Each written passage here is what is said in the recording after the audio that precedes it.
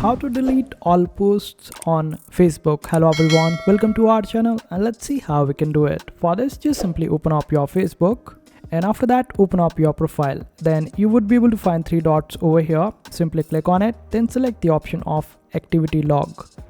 Then wait for it to load.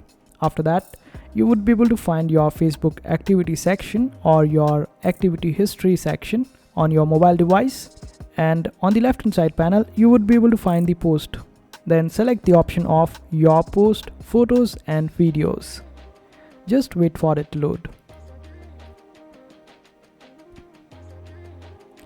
And over here you can find all your Facebook post and everything. Just simply select option of all and click on this option of recycle bin, and this way you would be able to delete all your Facebook posts at once.